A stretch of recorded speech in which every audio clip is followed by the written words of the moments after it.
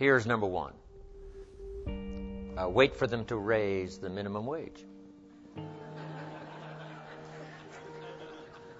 Right? Wouldn't that be one philosophy? Now, the last time it took how many years, right? Several years to raise the minimum wage, which is okay. I'm not saying it isn't okay. It's one way to get an increase in income is to wait for the minimum wage. Okay, here's the next philosophy. To wait for a raise,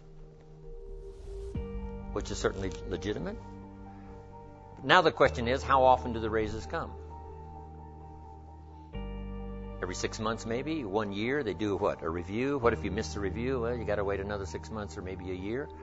So that might take quite a while to go from 5, let's say, to 6. Here's another philosophy. Go on strike. Here's the philosophy we call by demand, to demand more. And if you don't give me more, I'll go on strike. I won't work. Which is one philosophy. To get more by demand. Now, here's the problem with demand. Make the note. Kids need to learn it. You can't get rich by demand. You might get a few more pennies, right? You might get an extra $1. You might get an extra benefit or something, but you can't get rich by demand.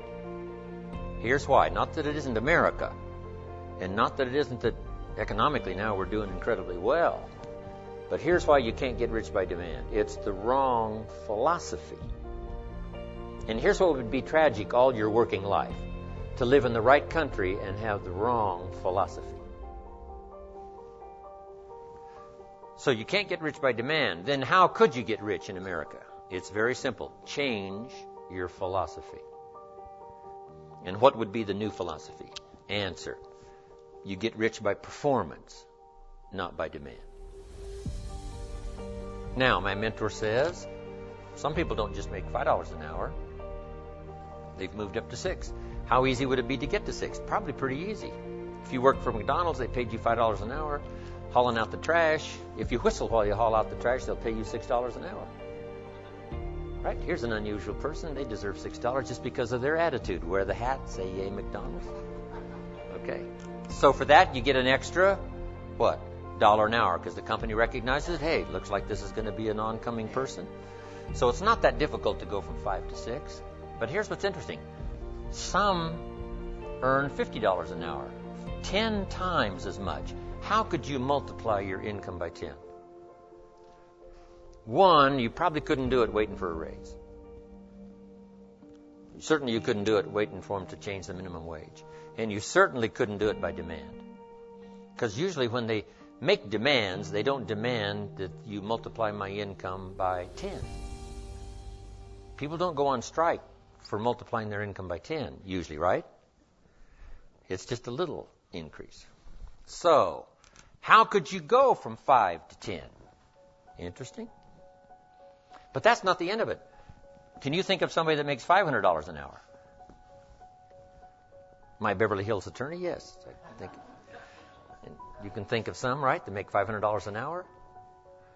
Now, 500 multiplies by 10 again. Not just once from $5 to 50, but from 50 to 500 is multiplying by 10 again. Can you multiply by 10 and then multiply by 10? And the answer is yes. One, living in the right country is an advantage. But here's the greatest advantage, having the right philosophy. Now, $500 an hour is not the end of the story. We go right on up to these top incomes. Would a company pay someone $26 million for 1 year's work? And the answer is yes. They do it all the time, right? Not because this guy went on strike. That's not how he gets the $26 million.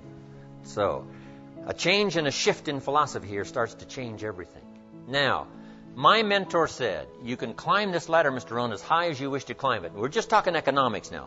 There's a lot of other values to go for. But speaking economically, you can climb this ladder as high as you wish to climb it if you'll follow this philosophy. Here's what he said.